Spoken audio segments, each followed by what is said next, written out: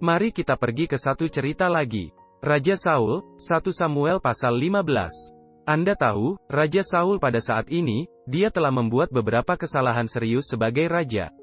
Di 1 Samuel 13, 2 pasal sebelumnya, Samuel telah menunda untuk datang ke kemah, di mana mereka menunggu untuk pergi dan bertarung.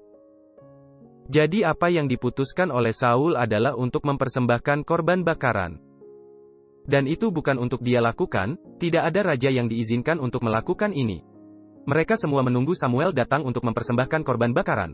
Dan Anda tahu, sebagai akibatnya, Tuhan sangat tidak senang dengan Raja Saul. Dan itu di 1 Samuel 13. Dalam 1 Samuel 15, Tuhan memberikan Raja Saul satu ujian terakhir. Mari kita buka ke sana. 1 Samuel 15 mulai dari ayat 1. Berkatalah Samuel kepada Saul, "Aku telah diutus oleh Tuhan untuk mengurapi engkau menjadi raja atas Israel, umatnya. Oleh sebab itu, dengarkanlah bunyi firman Tuhan. Beginilah firman Tuhan semesta alam, aku akan membalas apa yang dilakukan orang Amalek kepada orang Israel. Karena orang Amalek menghalang-halangi mereka, ketika orang Israel pergi dari Mesir. Jadi pergilah sekarang, kalahkanlah orang Amalek, tumpaslah segala yang ada padanya, dan janganlah ada belas kasihan kepadanya. Bunuhlah semuanya, laki-laki maupun perempuan, kanak-kanak maupun anak-anak yang menyusu, lembu maupun domba, unta maupun keledai." Instruksinya sangat jelas. Tuhan ingin Saul pergi dan menghancurkan orang Amalek. Dan segala sesuatu, mulai dari wanita hingga anak-anak, sapi, domba, semua ternak, tidak ada yang dibiarkan hidup. Dan saya tidak akan mencari tahu mengapa Tuhan berkata itu, bukan itu inti pelajaran kita pagi ini. Tapi instruksinya sangat jelas dan sangat spesifik. Tetapi apa yang terjadi? Tuhan memberikan kemenangan kepada Saul, akan tetapi. Ayat 9. Tetapi Saul dan rakyat itu menyelamatkan Agag dan kambing domba dan lembu-lembu yang terbaik dan tambun, pula anak domba dan segala yang berharga. Tidak mau mereka menumpas semuanya itu. Tetapi segala hewan yang tidak berharga dan yang buruk, itulah yang ditumpas mereka. Apakah Saul menurut? Tidak. Dan ketika Samuel tiba di tempat kejadian, dia mengonfrontasi Saul sang raja, dan dia masih dalam penyangkalan.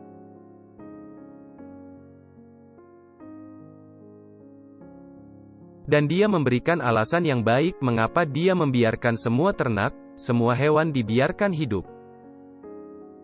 Lihatlah bagaimana Saul menanggapi Samuel, ketika Samuel mengatakan, "Kamu tidak menaati Tuhan." Lihat apa yang terjadi, ayat 15. Jawab Saul, "Semuanya itu dibawa daripada orang Amalek, sebab rakyat menyelamatkan kambing domba dan lembu-lembu yang terbaik. Dengan maksud untuk mempersembahkan korban kepada Tuhan, Allahmu, tetapi selebihnya telah kami tumpas." Pertama-tama, dia menyalahkan orang-orang, bisakah Anda mempercayainya?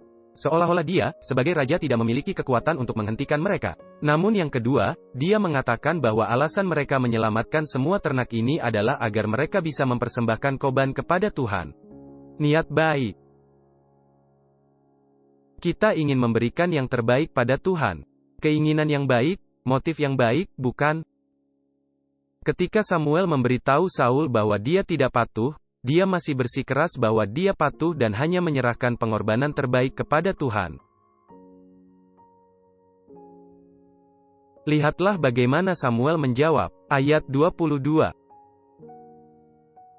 Apakah Tuhan itu berkenan kepada korban bakaran dan korban sembelihan sama seperti kepada mendengarkan suara Tuhan? Sesungguhnya, mendengarkan lebih baik daripada korban sembelihan, memperhatikan lebih baik daripada lemak domba-domba jantan. Samuel, dia pada dasarnya mengatakan kepada Saul bahwa Tuhan tidak menginginkan semua pengorbanan ini. Kamu memiliki niat baik, kamu memiliki keinginan yang baik.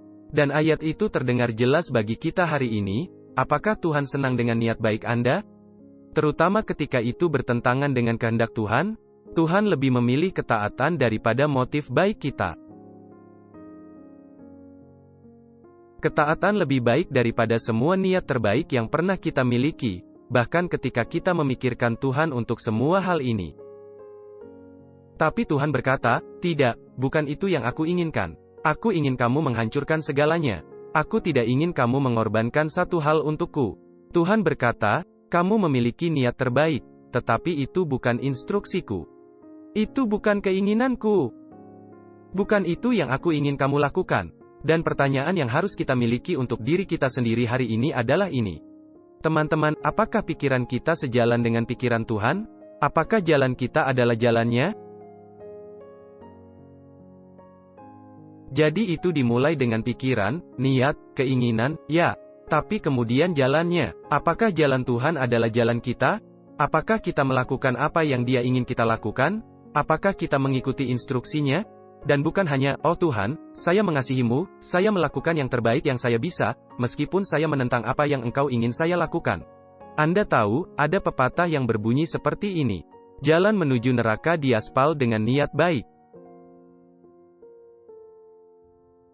Kita mungkin bermaksud baik teman-teman, tetapi produk akhirnya mungkin menjadi bencana. Lagi pula tindakan kita mungkin menunjukkan bahwa itu bukanlah ide yang bagus.